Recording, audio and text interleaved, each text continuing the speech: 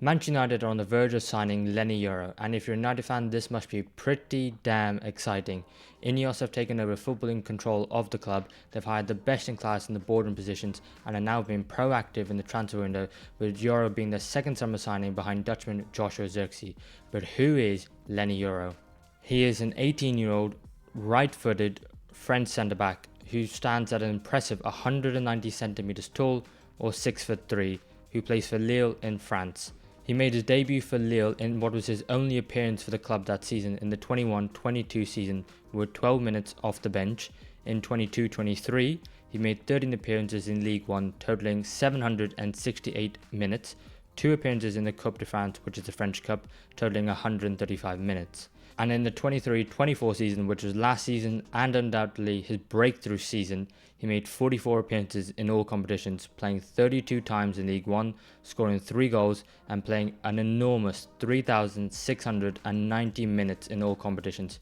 Very impressive considering the fact that he's still only 18 years of age, so no wonder he's been a hot commodity this summer. And of course, with such impressive stats at such a young age, then of course the best in the world are going to be interested in signing a player of this caliber with the potential that he's likely to have. And of course they are, with Real Madrid being very much the front runners for the majority of the summer so far, and actually being Europe's preferred destination.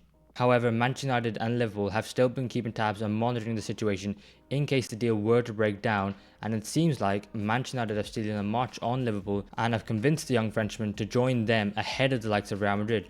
Real Madrid, of course, are focusing on the Kylian Mbappe deal, getting that done, and also flirting with Alphonso Davies of Bayern Munich, and it seems like they're unwilling to pay the fee that Lille were wanting because the youngster's current contract ends in a year's time and they're willing just to sign him for free. However, Man United have been able to turn Yoro's head, and this could prove to be a massive coup. And so to get a better understanding of who Leny Yoro is and how he plays, we need to understand how Lille played last season. So for the last 2 years, where Yoro has made the majority of his appearances, he's been playing under Portuguese manager Paulo Fonseca, whose actually preferred formation is a 4-2-3-1, as you can see on screen right now, and Yoro has predominantly taken up the right centre-back role in that formation. And I'm not going to go through the entirety of Lille's tactics because frankly, you guys don't care, you just want to hear me talk about Yoro. So what I'm going to do is I'm going to explain Lille's tactics in reference to Yoro and what his job and responsibilities are under Paulo Fonseca and how they can transfer to Man United. Last season, Yoro made 32 appearances for Lille in League One, 30 of those were starts, and he's predominantly taken up this right centre-back role. However, at times, young defender Diakate has come to the side, who's a 6'1" centre-back by trade, but who also has been playing right-back. So occasionally he's been coming in at right-back, and that's been fine, but sometimes Ribeiro, the left-sided centre-back, has come out of the side, and then Santos is playing at right back, and then Diakate takes up the right centre back role, and Yoro ends up going to left centre back. So while he's played the majority of his time at right centre back, he has also been known to play left centre back as well, and done alright in that position. But let's bring Ribeiro back and let's move Yoro back to right centre back, because that's a formation that Lille have predominantly played so far last season. But what did they do? Well, in possession, we need a ball, we'll give it to the goalkeeper. They like to build up in a 3-2-5 formation, and they're a team who predominantly like to play with the ball at their feet and are predominantly a possession based side. And so what they do is, when they have the ball, they're a bit slow in their build-up, a bit like Brighton, but not as slow as Brighton. Like we saw last season with Roberto De Zerbi, we saw that the goalkeeper would get the ball and he would just stand on it and invite the opposition to come onto the players and bait them into making a press and leaving space in behind for the goalkeeper or defenders to pass into. Lille are not quite that slow, but they do like to build up from the back. So what they do is they defend with a 3. And what will happen is, often, one of the fullbacks will tuck into a back 3. The 2 holding midfielders of Andre and Bentaleb, who you might remember from Spurs, will form the 2 in front, and one of the other fullbacks will just bomb up the field to create a 5. And that's how they try and play their way out of the back using the defenders, and they'll try and bait the opposition into press, and they'll try and pass it through them in between the lines. So that means that if we're focusing on Yoro, who's in this position here, it doesn't really matter which other fullbacks go. They take it in turns. Sometimes it's Santos, sometimes it's Ismaili. It doesn't really matter. But if one goes, one tucks back. So Yoro has found himself in this right-sided channel a lot of the time, and he's actually been very comfortable in that. If I remove that now.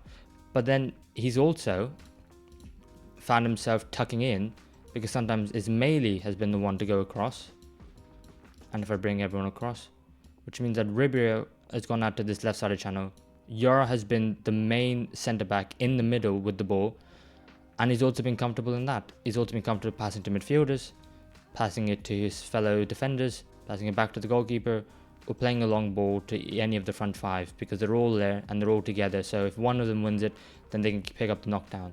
So in possession, we know Yoro is comfortable in a possession-based side, and we know that he's used to passing it out from the back, which bodes well for Manchester United, because if you remember to Erik ten Hag's first couple of games in charge of Man United 2 seasons ago, he did like to play out from the back. Of course, he abandoned that very early on because clearly it wasn't working and they were getting demolished by teams like Brighton and Brentford. So this could potentially signal that he's maybe trying to go back to that, or it could just be that Yoro has, phenomenal passing ability, and that's something that, a lot of modern centre-backs need to have nowadays anyway.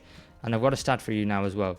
Yoro last season completed 92% of his passes in League One, which is a very, very, very good passing success rate. And so you can see from that stat and from the way that Lille like to build up, that he's going to be very good at doing that job at Man United if Erik ten Hag does want his defenders to do that as well. Now let's talk about what Yoro's role is out of possession as well in this Lille side.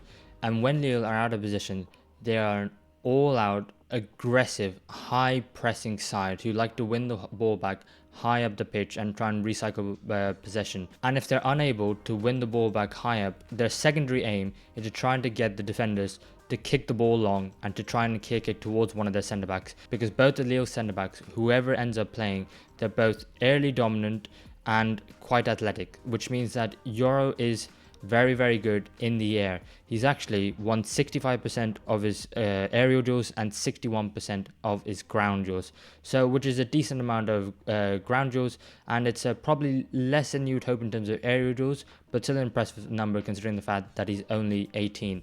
And this bodes again very well for Manchester United, because we saw last season that there were at times a lot of space between the defence and the midfield.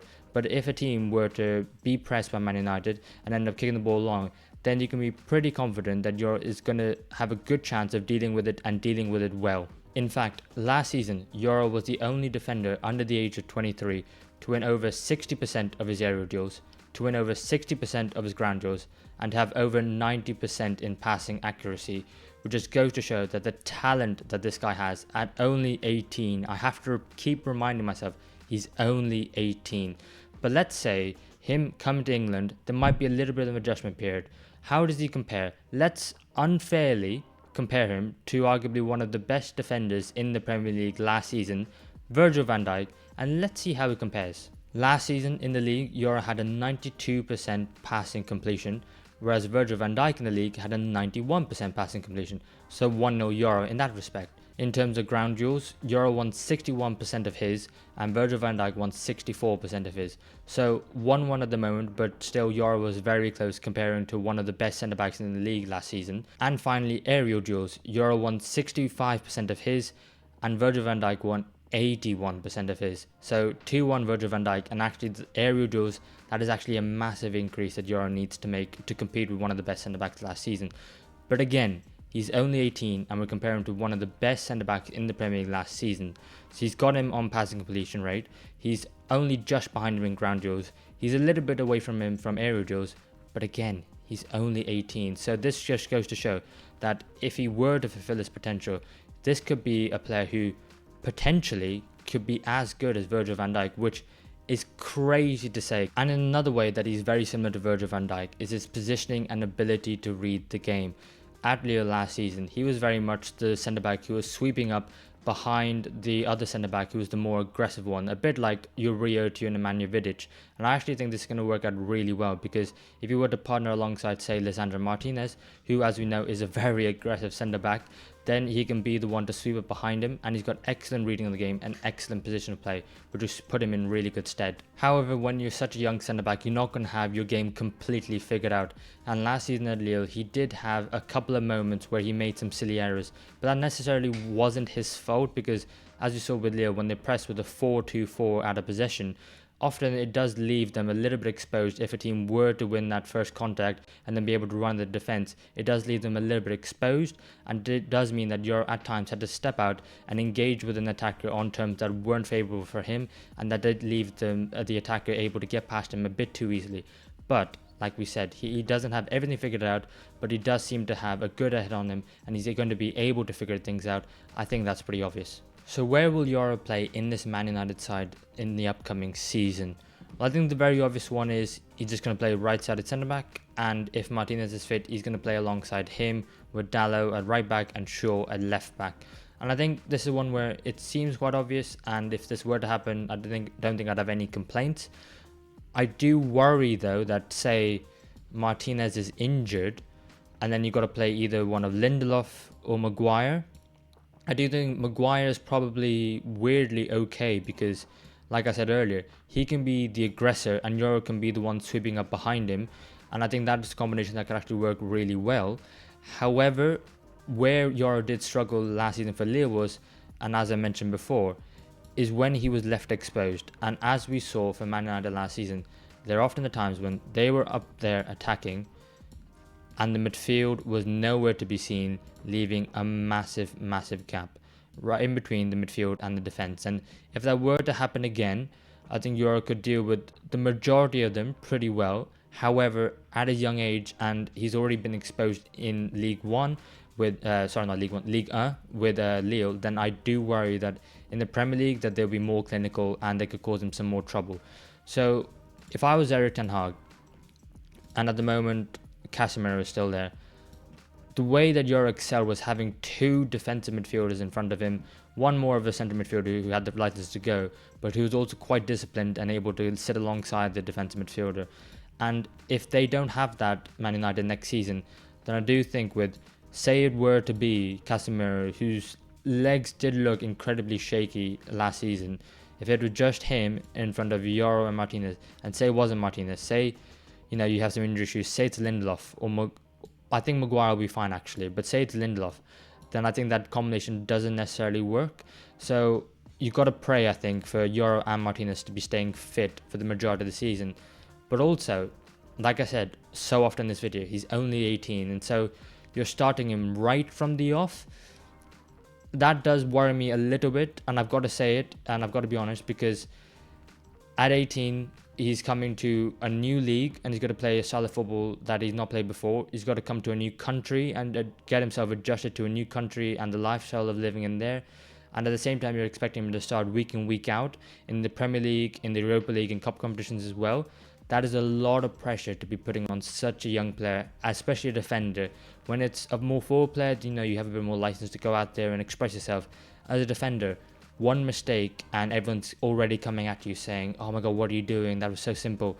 So if it was in an ideal world, and I know there's no way this can happen, if I were Man United, I actually would have extended Rafael Varane's contract by one more year. I know that's an impossibility because he's already gone. He's likely to sign for Cesc Fabregas' Como.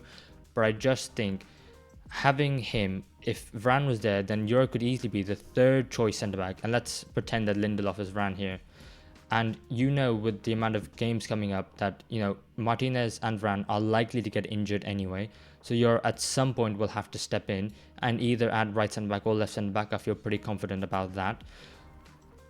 And that he will get a lot of game time. And then in the season's time, you could say, thank you very much, Varane. Now Yoro, after a season of getting used to the league and the country, now you're ready to step in. I just don't want him to have all the pressure on him and then get ruined by the expectation, because he's going to be starting week in, week out.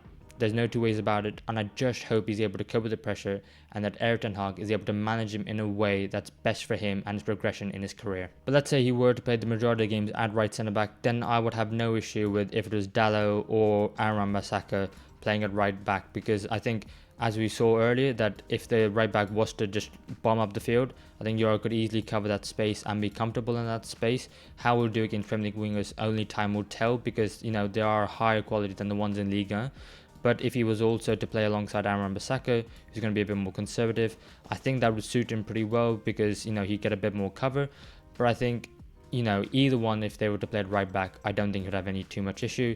If, say, Martinez was injured and Ten Hag decided to play him at left back, I think alongside Luke Shaw, I would have no issue whatsoever. But I think if it was, let's say it was Malacia, no, that's not how we want to keep Yoro there. We're talking about him. But let's say it's Malacia. I do have a worry that I think Malacia and Yoro on the left-hand side, it's a very young left side. It's a side that Malacia, so they just come back from a long-term injury. He's after the entire last season.